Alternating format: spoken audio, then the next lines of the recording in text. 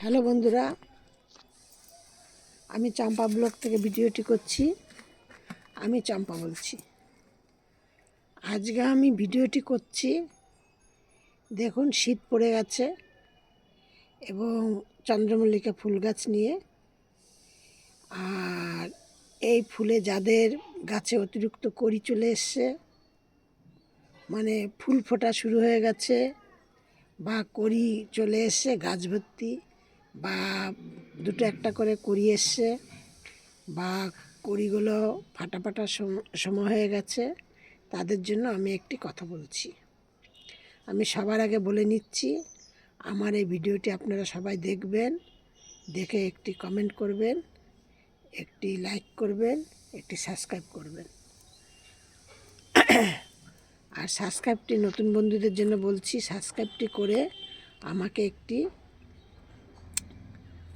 পাশের বেলটি বাজিয়ে দেবেন, তাহলে আমি প্রতিদিন রাত্রেবেলা 8টা থেকে 9টার মধ্যে ভিডিও ছাড়ি, যাতে ভিডিও ছাড়ার সাথে সাথে আপনাদের কাছে নোটিফিকেশান চলে যায়।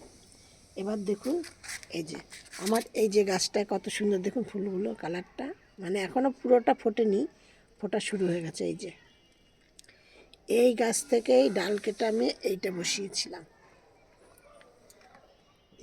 আর এই গাছগুলোতে এরকম কুড়ি এসছে।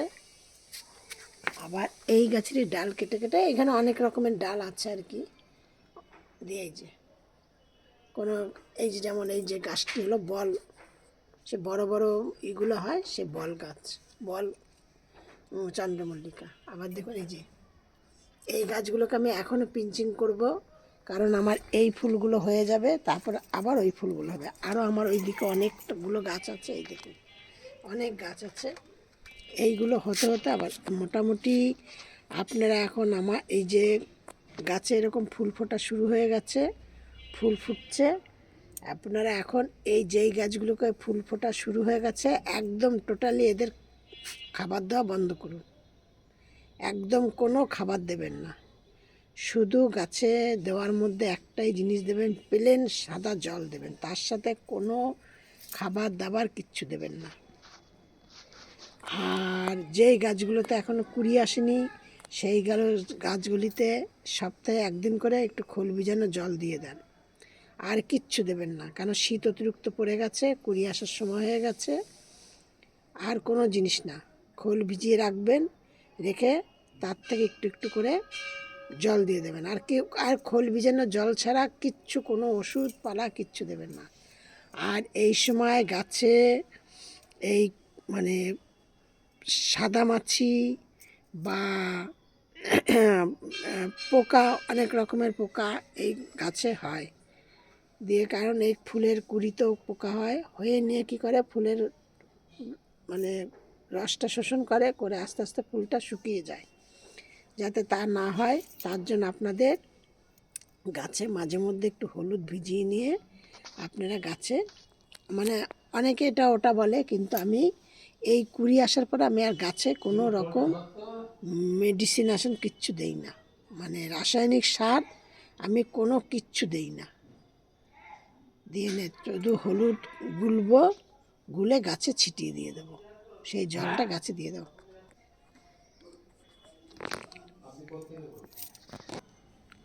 একদম প্লেন সাদা জল দেবেন, আর এই হলুদ একটু জলের মধ্যে গুলে নিয়ে গাছে ছিটিয়ে দেবেন। মানে গাছে এইভাবে দেবেন যাতে প্রত্যেকটা ডগায়, কড়িতে, ফুলেতে সে হলুদটা যাতে পড়ে, যাতে মানে গাছে আর পোকা না থাকতে পারে। আর সাদা জল ছাড়া কিচ্ছু দেবেন না। এই হলো গাছের এখন মানে কুড়ি আসার পরে বা ফুল ফোটার পরে এই। আর একটু খেয়াল রাখবেন যেন বেশি কুয়াশা না পায়, শিশির না পায়। শিশির পেলে কি হয়, গাছের কুড়িগুলো মানে ফুলগুলো ছোট ছোট হয়ে যায়। তার জন্য শিশির মানে এমন জায়গায় রাখতে হবে যাতে শিশিরটা একটু মানে কম পরিমাণে পায় এই। আর যেই গাছগুলোতে এখনও কুড়ি আসেনি, সেই গাছগুলো এখন আপনার একটুখানি করে পিঞ্চিং করে দিন। দেখুন ঠিক আমি এই দেখুন এই যে গাছটি আছে, এই গাছের ঠিক এই জায়গাটায় এমনি করে করে দিলাম। প্রত্যেকটা ডগায় আমি এইভাবে করে করে দিল।